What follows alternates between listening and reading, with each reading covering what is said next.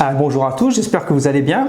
Aujourd'hui, je vais vous parler de l'infection urinaire, ou plus particulièrement en fait de l'infection urinaire dans sa forme simple. Alors, qu'est-ce que j'entends par infection urinaire simple?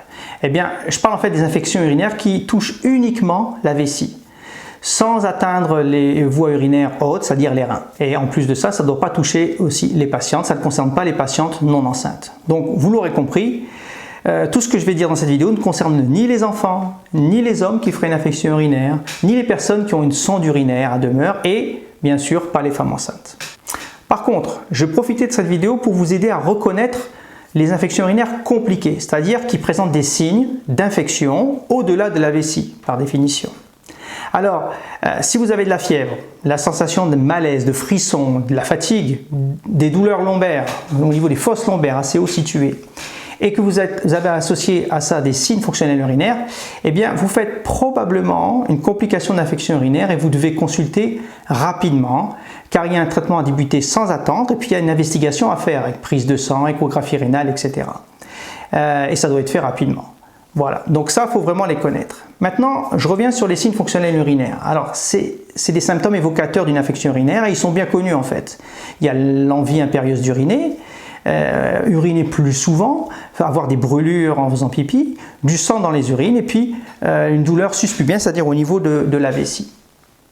Dans ces conditions, il n'y a pas vraiment besoin de faire de test diagnostic, on peut débuter tout de suite un traitement empirique parce qu'en fait le germe le plus fréquemment retrouvé dans les infections urinaires c'est le E. coli et on connaît bien la liste des antibiotiques qui sont efficaces sur ce germe.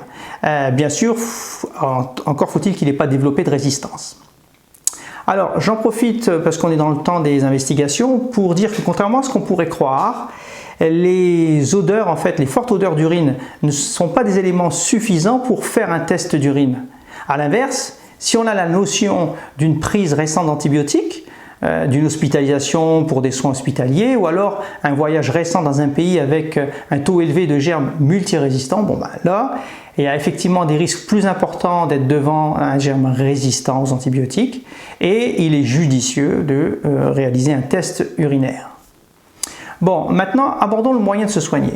Alors dans le traitement, bien souvent, on conseille bien sûr de boire plus. Pourquoi? Pour favoriser un peu un effet mécanique de nettoyage naturel de la vessie, un peu à l'image d'une chasse d'eau par exemple. Et on conseille également bien sûr de prendre un antibiotique choisi en fonction de la tolérance et des allergies de chacun. Alors pour ceux que ça intéresse, on prescrit par préférence et dans l'ordre la phosphocine, macrobide, Bactrin, clavulin et puis ciprofloxacine. Alors un petit aparté, on m'interroge souvent sur l'efficacité du jus de canneberge pour traiter une infection urinaire. Alors en vérité, l'action de la canneberge se situe plus dans sa capacité à rendre la vessie, je dirais aussi glissante qu'une patinoire. Elle empêche le E. coli en fait de s'accrocher au niveau de la paroi interne de la vessie. Alors vous noterez bien qu'elle n'empêche pas le germe de se retrouver dans la vessie. C'était juste une petite remarque. Alors en fait, l'intérêt du jus de la canneberge semble être plus dans sa capacité à réduire les récidives d'infections urinaires qui ne sont pas anodines, hein, on estime ça à 35%. Bien entendu, ça a l'avantage de ne pas avoir d'effet secondaire, ça n'induit pas de résistance aux antibiotiques et puis c'est bon. Donc pourquoi s'en priver? Alors une fois qu'on a parlé de la réhydratation et de l'antibiothérapie, est-ce qu'on a tout dit? Moi je pense que non. On doit aborder maintenant la question des meilleurs moyens pour lutter contre l'apparition des infections urinaires ou de lutter contre les infections urinaires à répétition. Bref, on va faire du préventif. Alors, comment éviter les contaminations? Pour ça, il me semble que je dois vous parler d'un concept que l'on connaît maintenant depuis une cinquantaine d'années. Vous voyez, ce n'est pas quelque chose de nouveau. On sait depuis longtemps maintenant que les bactéries responsables des infections urinaires sont des bactéries qui proviennent du digestif et qui vont coloniser le vagin, qui va être un site à partir duquel ils vont remonter vers l'urètre, le petit tuyau pour faire pipi, et atteindre la vessie. Alors quand on connaît ça, on comprend mieux les mesures préventives qu'on doit mettre en place. Alors pour éviter la contamination, il faut s'interroger sur la technique de ressuyage du périnée.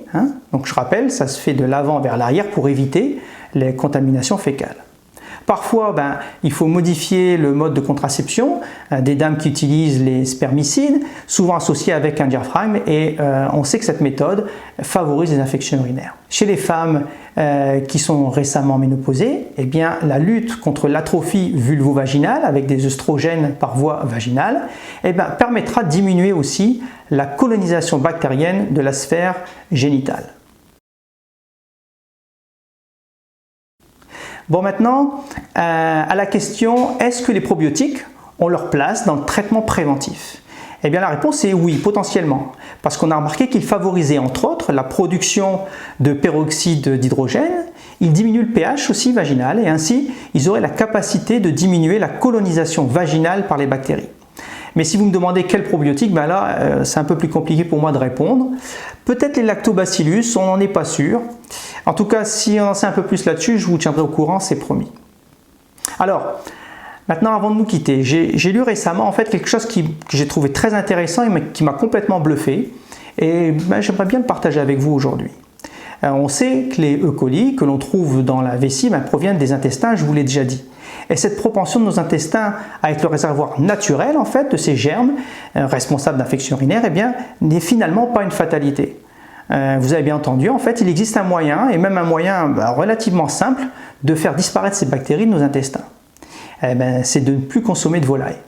Alors, ça a l'air un peu bizarre de dire ça comme ça, et moi j'ai rien contre un bon poulet un coup de temps en temps, mais il est prouvé, c'est vrai, que le poulet est porteur en fait d'une bactérie E. coli multirésistante aux antibiotiques.